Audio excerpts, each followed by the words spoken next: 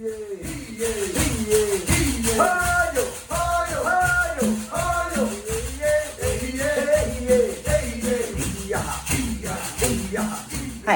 my name is Amy Bluemel, and I was asked to send you guys a video of how I make shakers.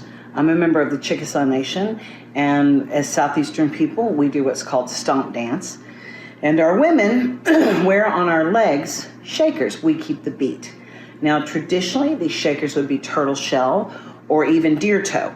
I am going to show you today how to make can shakers, and these cans, the reason we use cans is when we were removed from our homelands on the Trail of Tears, we were given commodities by the government, and the government gave us little cans of pet milk, little milk cans, condensed milk. And so our women, not knowing where they were headed to and if there was going to be enough turtles or deer toes, things like that, they saved these cans. And they filled the cans with river rock, and that became the rattles they wore on their legs. I still use the cans. I'm going to make some deer toes within the next year, so I'll probably send you another video then. But for right now, we're going to focus on making the cans. Now, the cans, if you use pet milk cans, they're slightly smaller and the sides are totally smooth. And I like the pet milk cans, except for pet milk is more expensive than tomato sauce. So I tend to go with the tomato sauce cans. Plus, I use tomato sauce more than I use condensed milk or pet milk. So I can open either 32 or 40 cans of tomato sauce. You want the small 8-ounce cans, and then I'll store that tomato sauce and use it as we cook throughout the next 6 months or so. But these are the cans that I use. The only thing that's different really is they're slightly bigger than the condensed milk cans. And of course, you're going to pull the paper off of them and you get a ribbed side. Doesn't bother me. Some people, if it bothers you, I guess you're going to want to spend the extra and get the condensed milk cans. But I'm going to use tomato sauce cans for this. The other things that you're going to need to complete this project is wire. Now we're going to be wiring cans together. I like to work with floral wire. I get it off of Amazon. It comes already cut. It's a stiff wire, so it's a little harder to bend. It's not as easy to cut as some wire. You want a wire that has a little bit of tooth to it, and it's not real easy to cut because the cans will rub back and forth on the wire, and if it's a very soft wire, it'll cut the wire and your cans will fall apart. I find this floral wire works really well, and you can get this off of Amazon. It comes in packets. This time, normally I just get the floral wire that's not covered in paper, but this one it's got some kind of paper covering. It won't hurt anything either way. I just found out that there's 2 different types when I ordered this time. The other thing you're going to need, you are going to need pebbles. You're going to need river rock. You don't want aquarium rock. You don't want any kind of sandstone pebble kind of rock, because when you dance, the rocks are going to shake against each other. They're going to beat against each other. They're going to beat against the can walls. And if it's not river rock, it'll break down. They also say that you should always have river rock in your cans because water sings. And if you are carrying the music, you're the beat, you want river rock. I have been gathering for the last year or so river rock. I've got a whole bunch of it here. It's just pebbles out of the river. I went to the Black Warrior River in Alabama, the Tennessee River, and also the Mississippi River, which are homelands for Chickasaw people. And I wanted these rocks to be in my cans. If you don't have access to a creek or finding river rock, you can go to Michael's Mixed River Pebbles right there. So you can purchase it, or you can pick it up in the wild for free. Like I said, I wanted waters from the homeland, but it doesn't have to be. It just has to be a rock that won't break down. You're going to wire your cans together to make a set of shakers, and then you will need a piece of leather to attach your cans to that will attach them to your legs. So this is what the shaker will look like when we're done with it. See all the cans? And they are wired together. And they also are put on a piece of leather. And this leather will go around your leg. Now, it's a nice sound.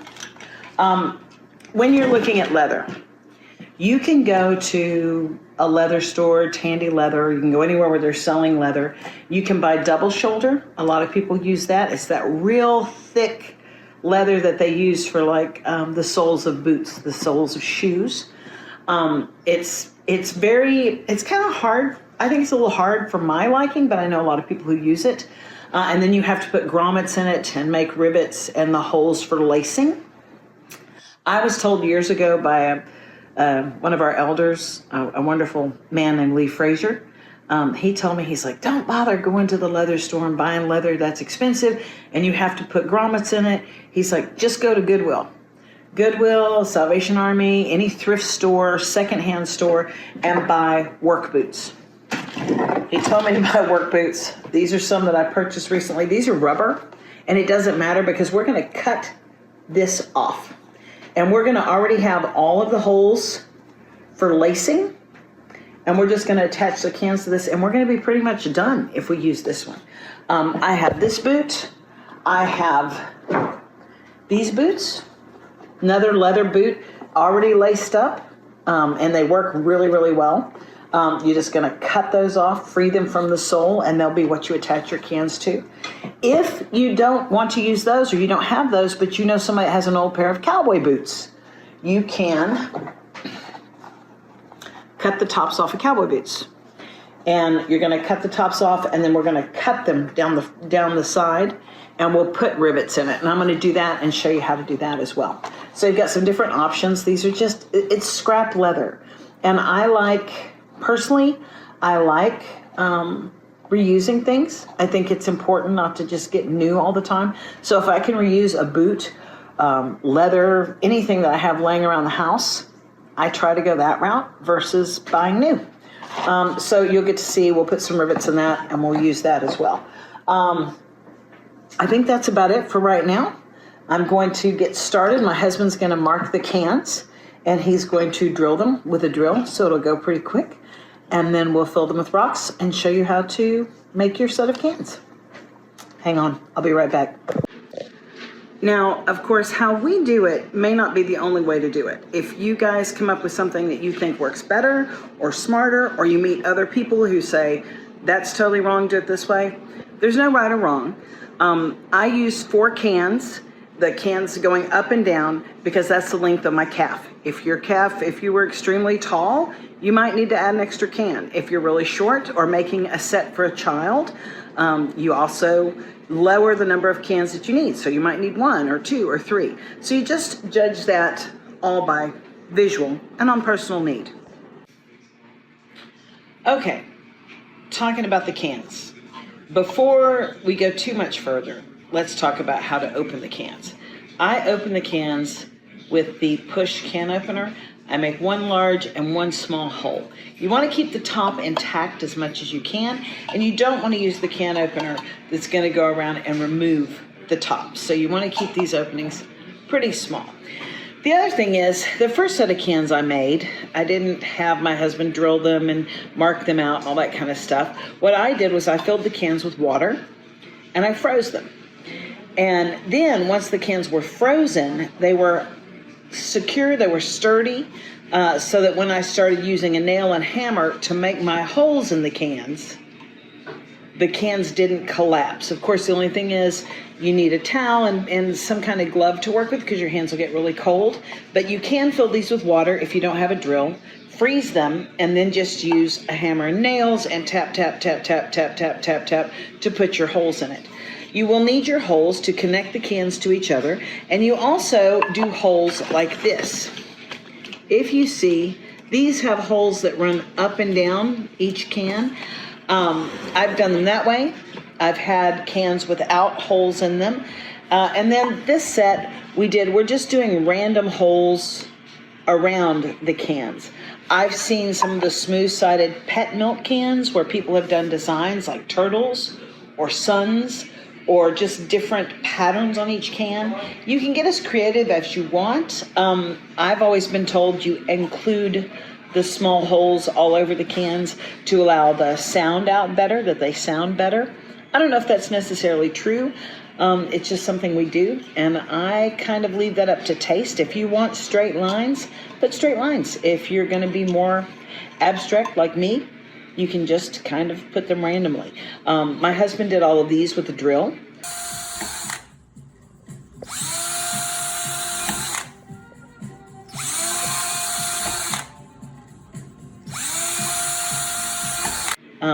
But you can do it with a hammer and nails. If you do it without the cans being frozen, then you can possibly dent the cans. Doesn't really hurt them. They just don't look as nice as if you drill them or they have some kind of support in them. If you're going to use the water, though, don't drill anything before you freeze the cans, because once you drill holes, of course, water escapes. Hi, I'm Carl. I'm Amy's husband, and I do what she tells me. So we're building shakers. The way I've done this, because I'm kind of anal, I've set it up on a graph paper, and I just centered it to where everything's at kind of like a clock at 12, 3, 6, and 9. Set the can on there, and then I just put a mark on the sides. And you can just do this with one can when you kind of have it where you want it. And then, since I want it to be more perfect than it probably needs to be, I go through and I make sure the top's aligned with the bottoms. It's a little easier if you have a cloth or something to set it on.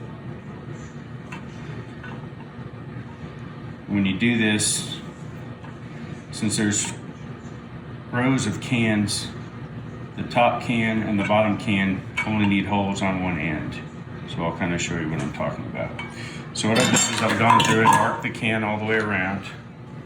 And then I have a fancy little punch. You can also use a nail, just trying to find something that's sharp. I line up with where I put my marks. And it's pretty simple as that. If you don't have a setup like this, you can easily just do one can, and then you can stack them and make sure they all line up, which is how we've done it in the past.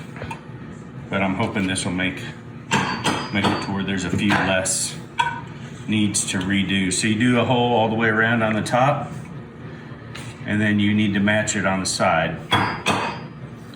So when you wire them together, you can run the wire through here and through here, so you'll match them up this way. When you get to the top, so you're gonna have the two in the middle, and they need holes on both sides. When you get to the top, you're gonna flip your can over, but you only need to put the holes on this side. And then the same with the bottom, you only need to put it on the top. But you do need to put holes around the top to attach the leather. Yeah, and so when we did ours, we did holes around the top, but we waited until we had the cans together. So we do them in stacks like this, and then we had to go through and punch holes accordingly to where they needed to be to match up to this. So we did that by eyeball instead of by measurement.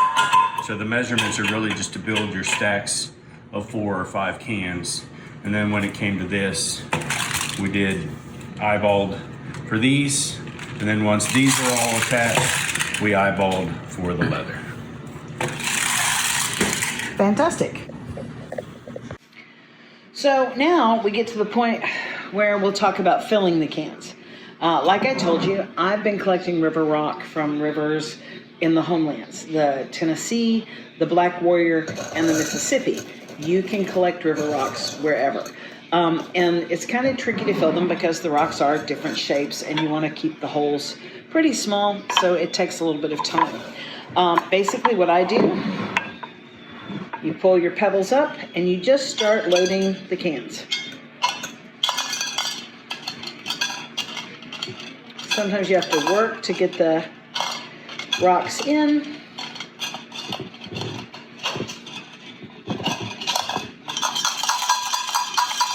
Now, a lot of times when people make their first set of cans, they kind of go crazy and they put a lot of rocks into each can because they think it's going to sound better. I don't know about sounding better, but the more rocks you have, the more weight you have.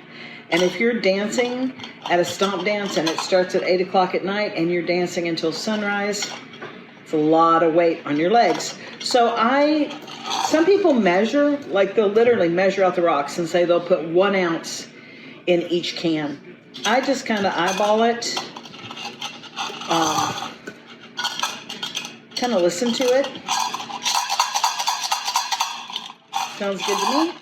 I filled one earlier. So now what you're going to do when you put these together, I don't do anything to close the can. You don't have to put tape over it. I've seen people that will fish up that little piece of metal triangle to try to force it to cover itself again. I'm going to stack these on top of each other, and the cans are close enough to each other that it's going to be really hard for a rock to escape. So personally, I don't do anything. If you want to do something to clog up that hole, you can, but I kind of feel like it's unnecessary. So I'm going to fill these up, and once I get done filling them, I'll be back, and I'll show you how we string them together. All right, one other thing I'm going to show you when you're stacking your cans. The tops, I'm not doing anything to them because this can will have its rocks held in by the next can, right? So they're going to stack on top of each other.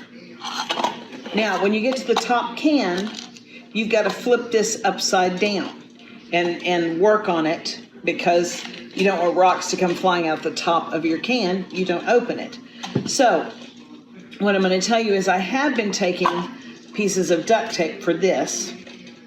And it's not so much to keep the rocks in the cans because I turn them so that the two openings are not on top of each other. I turn them so they're slightly off, and so the rocks are going to be kept in by the metal. But I find if I do this and pull a little piece of duct tape off, and I put it on top of this can, the reason I'm doing it, it's not really that it's keeping the rocks in while you're dancing or once you've got your set done. What it's doing is it's making it so that you can flip this can upside down and place it without spilling rocks all over your counter. Okay, so we've been working for a while. What we're doing is we are lining up the holes on the cans so that the tops meet the bottoms. And then this is the most frustrating part of making a set of cans. Just let me warn you, it's frustrating. It's hard to figure out how to do it right. It doesn't work the same way every set of cans you're making. So what I'm doing right now is I'm making like a U pin or a bobby pin. Then I take this bobby pin and I find the top hole and the bottom hole. And if you push it through, you'll see that it's going right through the top and bottom. Then I'm going to do the same thing where it's supposed to connect. This one went through pretty easily. Once I get those through, I kind of pull them down and I just give it one twist, and that's just to hold the place. You don't want to tighten these up yet because if you tighten them up, it just is a nightmare. You're not ready yet. You want to wait until you get all 4 of them done. So now I'm going to make another U, about like that. Cut my wire, and I'm going to turn the can. We're connecting the can on 4 parts, like 12, 6, 3, and 9. And we're going to do this again. So I'm going to push this through. You can see it's coming. As you push it through, it's connected through the top and the bottom side. Now I'm going to got to bend the wire slightly, and I'm going to work it through this bottom can. Sometimes you got to use small tools. I like these little pliers or needle noses to kind of help get the wire where you want it. Sometimes you have to feed the top wire through a little bit and pull the bottom through again.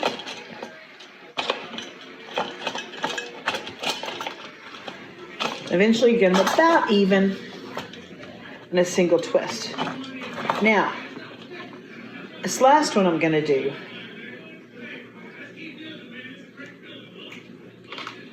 a lot of times when you go to do this, it doesn't want to go all the way through. So if that happens, you're just going to take some of these small tools and you're going to press through the hole and kind of twist a little bit. Try to push either the metal that's inside is blocking it or it's not quite big enough. And it's okay if you make the holes a little bit wider at this point.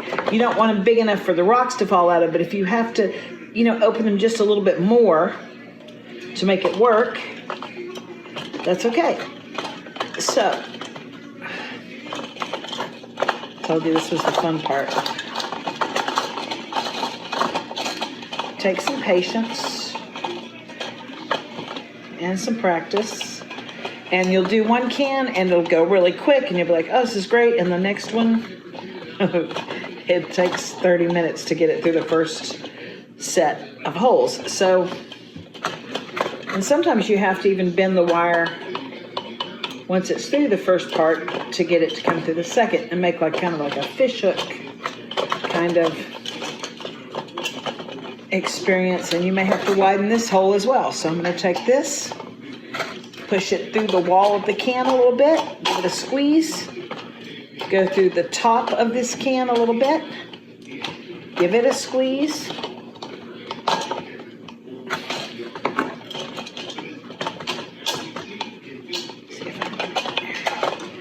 and then finally it'll come out the bottom again.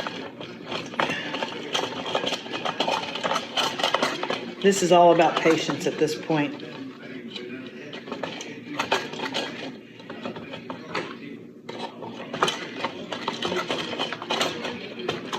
Now, my husband's been helping me with this set, and we have figured out that I am better at the fishing the wires through, and he's better at twisting them together. So, I'm going to pass this over to him. Go. Okay, and then what I do is I take them, the bottom three cans are the easiest because the cans rest on top of each other the way we cut them or open them. So I'll come through and just by hand, I'll give this kind of a pull them tight and kind of give it a twist. And I'll give them a few more. And then I kind of go to the other side and do the same thing. So I try to pull down to really pull that can inside the lid of the other. And I'll do them by hand. And I'll go through and I'll do the whole can, I guess, group of cans this way.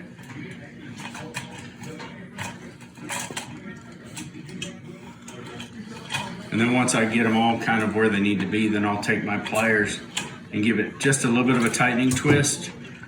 And then I'll continue to tighten it by hand. Some of you may be easier just to use the pliers all the way.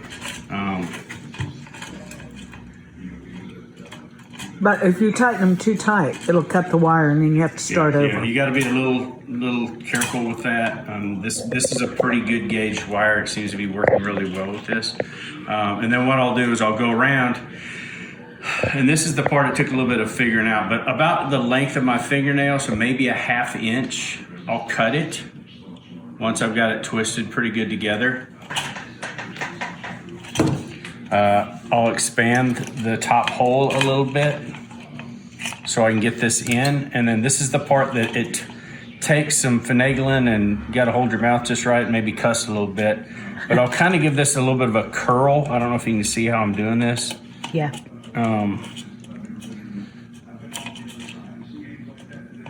Try to curl it with these nice small wires. Those are nice. So then I can get the curl into it and then I can just curl it in like that. Once it's in, I'll kind of give it a push like that. And if it's done, if it works right for you, then it'll go down into that bottom hole and you'll feel your whole can tighten up. This one's a little loose, so I'm gonna have to mess with it, but that's basically the gist of it. And even though you've made the top a little bit wider to get the wire back in, It's okay because when you put that bottom of that wire back into the hole, it blocks it and keeps your rocks in place. Yeah. Can you show them one more? Sure.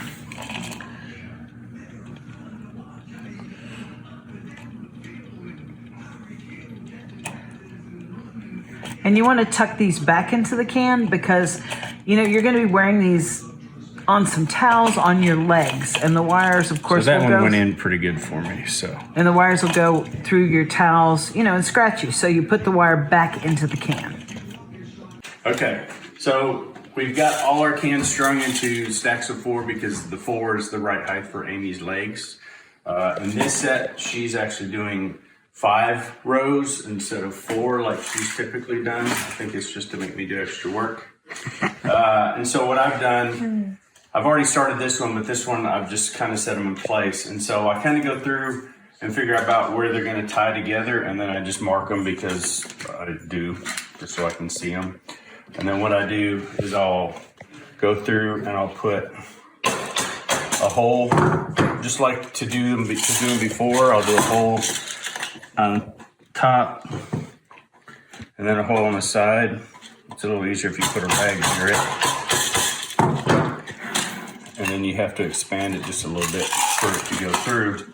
And then we've taken our wire, and they're about a 4-inch piece, and we've folded it in half like this. And then I can easily, well, I need to expand the hole, but push it down a little bit so it's a little bit longer. These are a little bit where you gotta hold them just right. But if I fish it up like that, then I can fish the other one here. Move it this way so we can see better. So I can fish it up like that. And then I hand twist them and tighten them. I'm not gonna do that yet because I have to go through and punch all the holes here, but that's what I've done on these. And then to tie these,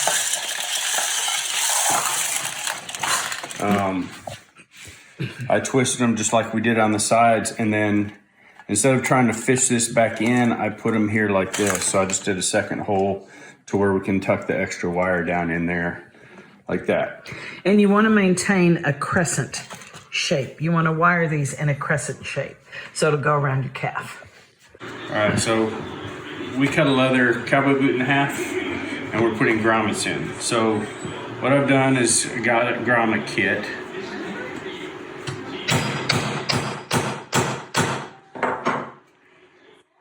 I'm finding about 6 good whacks will do it.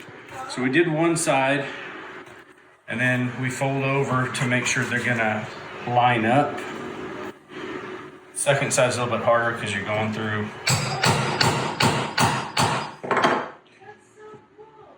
And so, like I said, it's a little harder to get out. So we're doing that, and we've done that in 6 different places on this boot. So I've got them both done. And then we're taking our grommet kit. You put the tall part of the grommet kit there, and then it has a small part that looks kind of like a washer.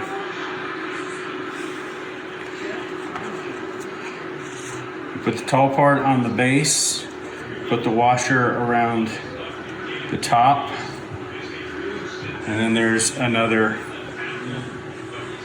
I don't know what you call it, striking piece that you put it down over the top. And it forces them together. Simple as that.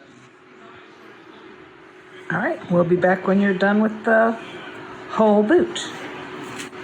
So we got a little bit ahead and forgot to film. So what we've done is we've gotten our boots ready. We finished the grommets like we said.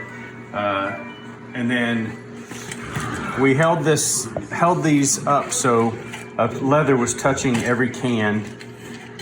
We just took a Sharpie and marked the boot where we want to put the holes, and then we marked the cans. I fished the wires through, and then we can't find our leather punch. So what we're doing is we're just taking, I've just got my handy tool that I've been using for all the cans, and I'm going down about a 1/4 inch, and I'm just punching holes there, and then we'll wire them here, And we'll do like we did on the rest of the cans, tucking the wire inside the can. And it's as simple as that. Okay, so finished my shakers, and I took them to Oklahoma to dance with them to see how they worked, if I liked them, if they fit the way I wanted. And the great news is they're perfect. I was really happy. You can see we grommeted everything. We attached the leather. You saw my husband doing all of that. Sometimes I'll put another piece of leather on the bottom, and you'll have a shorter top, so you'll have two pieces to hold it on the top of your leg and on the bottom of your leg.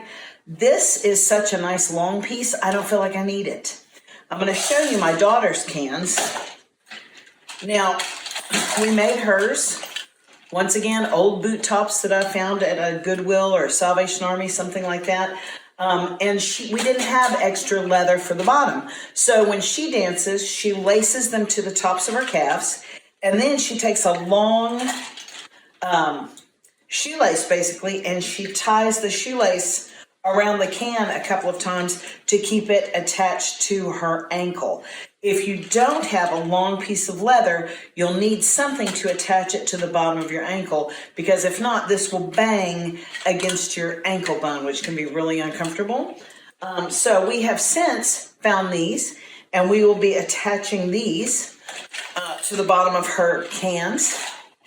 Now, you saw how my husband attached the top, so we're not going to finish the bottom of these cans with a longer video. If you can do the top, then you just turn them upside down and attach them the way you did, to the top to the bottom.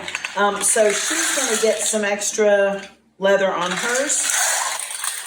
But if you don't have extra leather, a piece of shoelace, string, yarn, twine, anything to keep them secured to your legs. Now, wanted to show you this because one of the things that a lot of people talk about are all these little wires. Like, you have all these wires and they might cut your leg or they might be uncomfortable. Well, do not wear cans without some kind of pad between your leg and the can. Now, what most people do, I cut towels in half or find a towel that fits. And the way you're going to do this is I always like to leave a little bit of extra, and you're going to wrap this towel around your leg. Now, I'm doing this without a skirt on. You would never wear your cans with shorts and a can to a ground. With your legs showing like this, it would be really inappropriate as stomp ground. But to give you an idea of what it looks like under here, that's what I thought I'd do. The other thing, look at these. These are magic Velcro straps. You can find these. I've bought them at Walmart before. These I got off Amazon. Everything comes on Amazon these days. And basically, I like to use these to hold my towels up.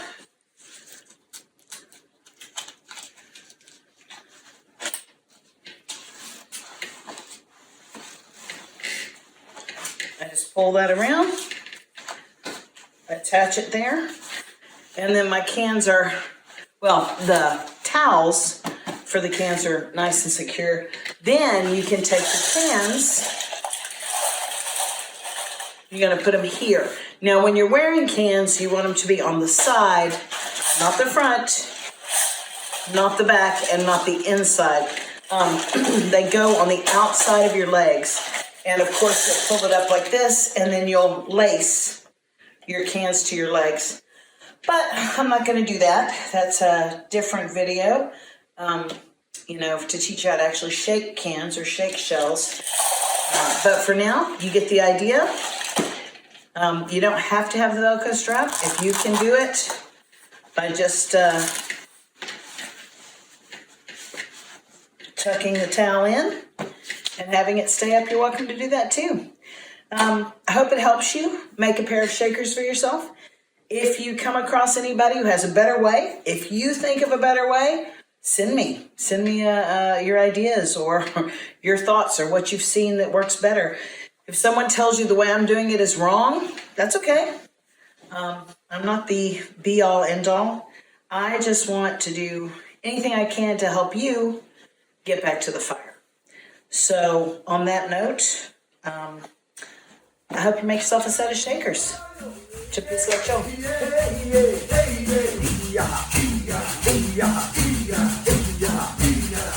Yeah.